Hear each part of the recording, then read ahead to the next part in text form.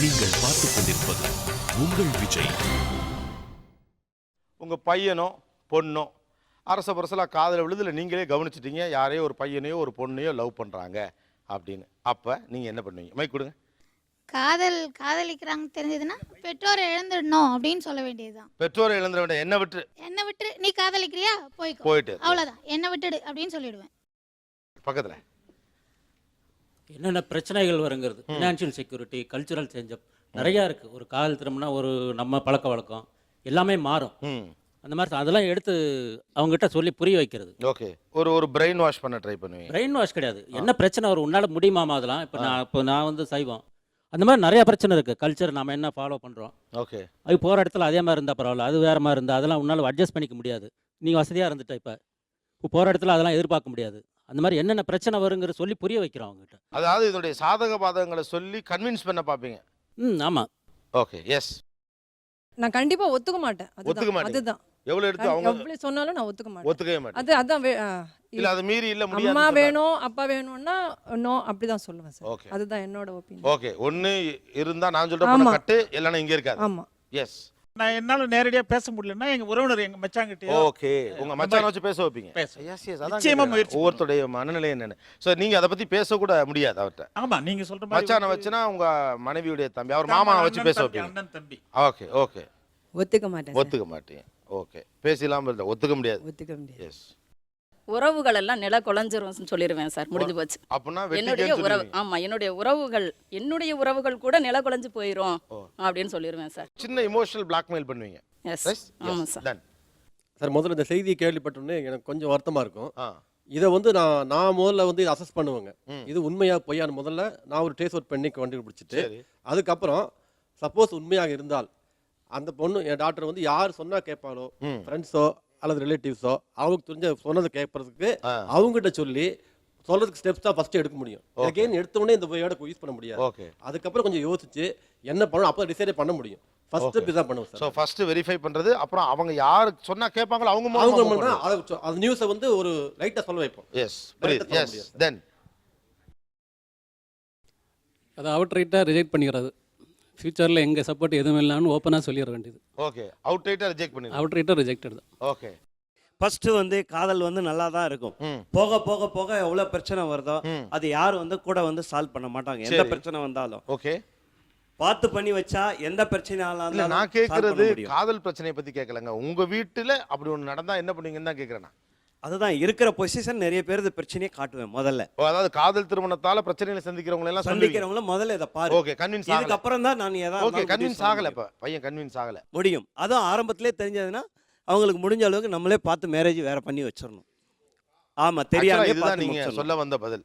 அந்த பையனோ உங்க பையனோ பொண்ணோ காதலிக்கிற மாதிரி தெரிஞ்சா இமிடியேட்டா கல்யாணம் பண்ணி வேற கல்யாணம் பண்ணி வச்சு வேற கல்யாணம் பண்ணி. இதுதான் யதார்த்தமா நிறைய இடங்கள்ல வேற பார்த்து முடிச்சிடணும் சீக்கிரம். என் பையன் அப்படி பண்ணான்னு சொன்னா பொலான்னு அடிப்பேன், அவனுக்கு வீட்டை விட்டு திறத்துவேன், நாட்டை விட்டே திறத்துவேன். நாட்டை விட்டே திறத்துவேன். ஆமா, என் முகத்திலே முழிக்காதுன்னு சொல்லுவேன். என் முகத்திலே முழிக்காது. இந்தியாவிலே இருக்காது. வீட்டை விட்டு அனுப்ப முடியும் உங்களுக்கு, ஆனா நாட்டை விட்டெல்லாம் அனுப்புறேங்கிறதுலாம் ஓவர். அனுப்ப முடியும். அனுப்பியிருக்கேன். ஒருத்தர் அனுப்பியிருக்கேனா? பைக்கு கொடுங்க. புரியல, வெளிநாட்டுக்கு அனுப்பிட்டீங்களா? என் ரிலேஷன் ஒரு பொண்ணு அவர் பண்ணிச்சு. அந்த பொண்ணு பையனுக்கு 19 வயசு, பையனுக்கு 18 வயசு.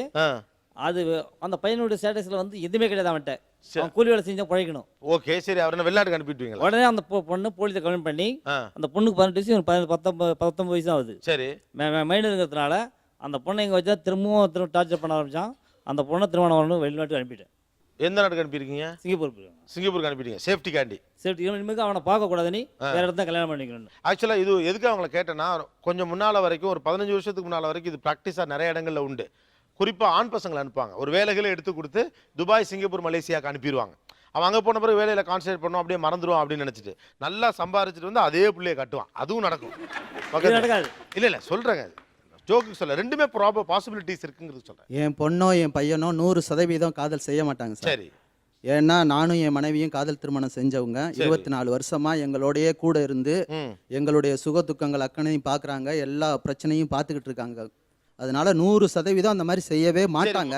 அதையும் மீறி செஞ்சாங்கன்னா அன்னைக்கே தலையை முழுகிடுவோம். அவ்வளோ தலையை முடியுது. அவ்வளோ. ஆக்சுவலா இது ஒரு முரண்பட்ட சமூகமா இருக்கு அப்படின்னு நிறைய நேரங்களில் விமர்சனங்கள் வைக்கப்படுது. ஒரு பக்கம் காதலை பூஜிக்கிற கொண்டாடுகிற ஒரு இலக்கணங்களில் இலக்கியங்களில் படிக்கக்கூடிய படத்தில் பார்த்து அழுகிற அதை பற்றியே பேசக்கூடிய சமூகமாக ஒரு பக்கம் இருக்கும்.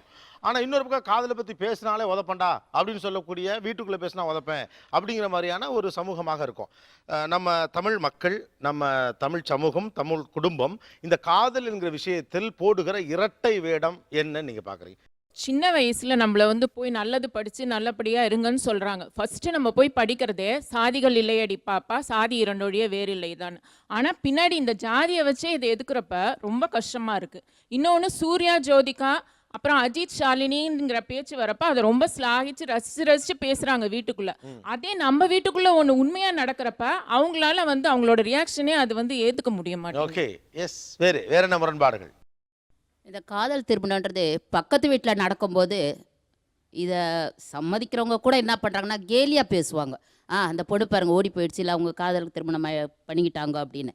ஆனால் தான் வீட்டில் நடக்கும்போது அதை இவங்களை ஒத்துக்கிட்டே கல்யாணம் பண்ணாலும் என்ன திரும்ப சொல்லிடுவாங்க சபையில், நெட்டில் வச்சு பார்த்தாங்க பொண்ணு, அப்படி பார்த்தாங்க கல்யாணம் பண்ணாங்க. இரட்டை வேடம். ஆமாம், அதாவது காதல் திருமணமாக தான் இருக்கும். ஆனா நாங்க சொல்லிக்க மாட்டாங்க, நெட்ல பார்த்தோம், வெளிய சொல்ல மாட்டாங்க. நெட்ல பார்த்தாங்க பிடிச்ச இந்த பொண்ணு. நிறைய லவ் மேரேஜஸ் அப்படி தான் நடக்குது. எஸ், இது ரைட். ஓகே, இது நிறைய லவ் மேரேஜ். யா, கரெக்ட்டா சொன்னாங்க இவங்க. வேற அது காதல் திருமணமா இருந்தாலும் நாங்க பார்த்து பண்ணோம் அப்படின்னு சொல்றது. என் ஃப்ரெண்டு வந்து அவர் பையனுக்கு அவர் லவ் பண்ணிட்டாரு. அவரும் 2 பேருமே ஐடி வேலை பார்க்குறாங்க. லவ் பண்ணி இது பண்ணிட்டாங்க. ஆனால் வெளியில் பப்ளிக்கில் வந்து யாருக்குமே தெரியல. அவங்க மதம் வேற, இவங்க மதம் வேற.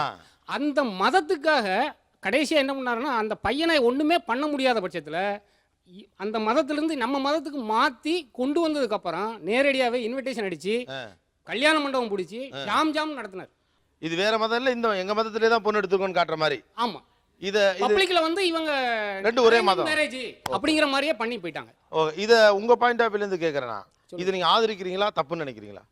ஆதரிக்க தான் சார் செய்யும். ஆனா இது என்ன நாசுக்கு வேலை? அவன் அதே மதத்திலே இருக்கட்டும், காதலுக்கு என்ன மதம் வேண்டி கிடக்குன்னு கேட்குறேன். அவன் அதே மதத்திலே இருக்கட்டும், அந்த பொண்ணு அதே மதத்தில் இருக்கட்டும், நீங்க கல்யாணம் பண்ணி வச்சீங்கன்னா அதுக்கு பேர் காதல் கல்யாணம். அந்த வீட்டுல அந்த குடும்பத்துல வந்து அதை ஏத்துக்கவே முடியல அவங்க. சோ அப்ப அந்த பாயிண்ட் ஆஃப் வியூ நீங்க அக்செப்ட் பண்ணல? ஆமா சார். சரி, ஓகே. முதல்ல ஆனா ஆதரிச்சேன் நீங்க. இது எல்லாமே வந்து அவங்களுக்கு பேரண்ட்ஸுக்கு வந்து ஆதாயமா இருந்ததுன்னா அதை அலோவ் பண்ணிடுறாங்க. ஆதாயம் இல்லைன்னா உடனே அதுக்கு எதிர்ப்பு.